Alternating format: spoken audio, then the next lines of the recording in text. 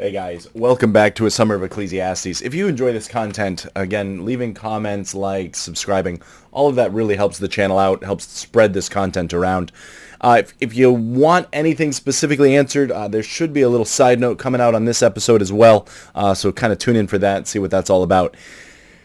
As we get into Ecclesiastes, it's going to be a little shorter episode today because I just want to cover this concept right here, and it's the idea of whether this was considered canon. Was it considered inspired scripture or not? Now, I know there's all sorts of arguments back and forth about canon and how you recognize it.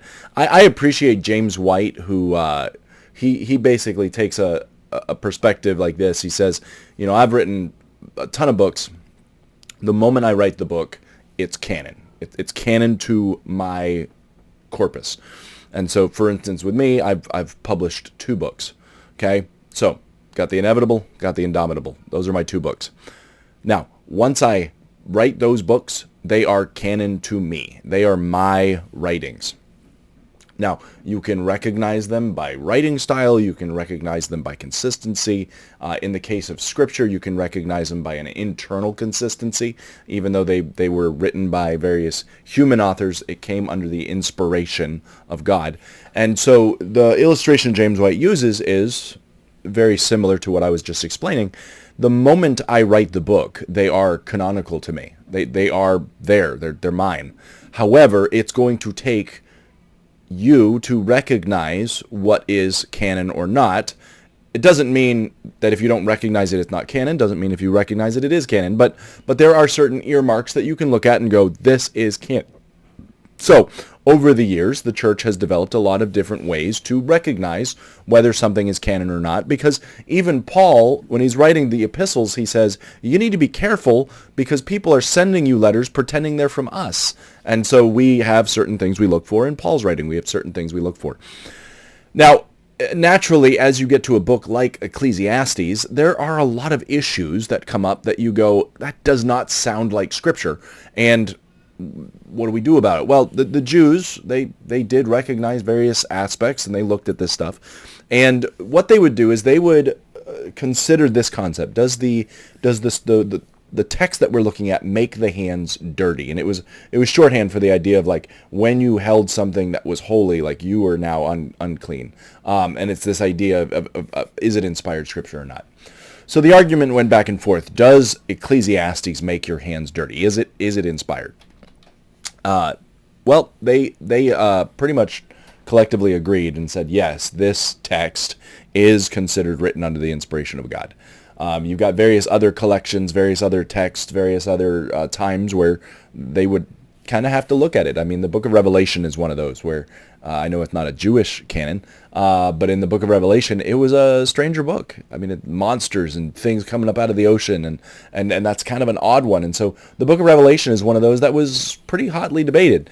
And Ecclesiastes is similar in this case because it's got a lot of stuff in it that you just look at and go, that does not sound like Scripture. That does not sound like a normal text of Scripture. But again, it is, and it was considered canon. It was considered part of it. It was laid up with the other scriptures in the temple. And so even the ancient Jews would look at this and say, yes, this is canonically, this is Scripture. But what's it doing? It is consistent with the other Scripture because it is demonstrating a wise man's advantage in a fallen world. It has some unique aspects to it, I believe, because I believe it is written to a more Gentile audience than a Jewish audience. And so there's an evangelistic aspect to the book. That's my theory on it. Not original with me, but it's the one I believe.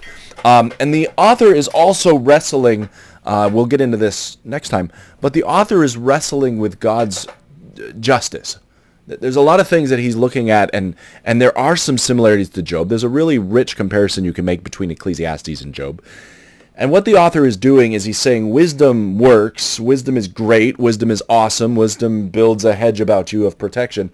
But at the end of the day, it's up to God to do whatever God's going to do. And what he's saying is, I don't understand. I don't understand why God's doing it this way. I don't understand why God puts me through this circumstance when I have lived wisely. I don't understand why I will bereave my soul of good, and then at the end of the day, I die and all of that goes to someone else. And so those are some of the issues, and that is very consistent with the rest of Scripture.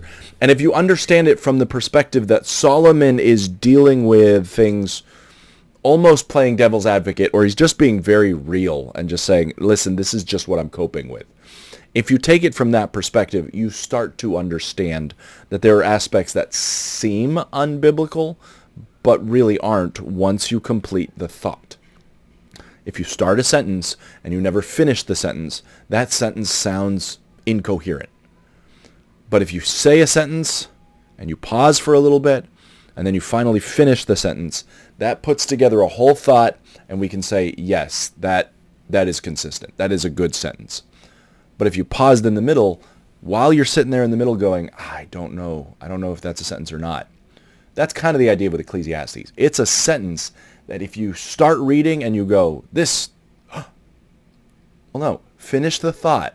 Get to the end of what Solomon's trying to say, and you'll find it is completely consistent with the rest of Scripture. So this idea of it being inspired and contradictory, all that, it really is a non-point, because once you understand why Ecclesiastes is written, you then start piecing all that together. Now, there is a distinct style to it. We'll get to that in just a little bit. But again, that's this idea of Ecclesiastes being inspired. Does it soil the hands? And the answer is yes.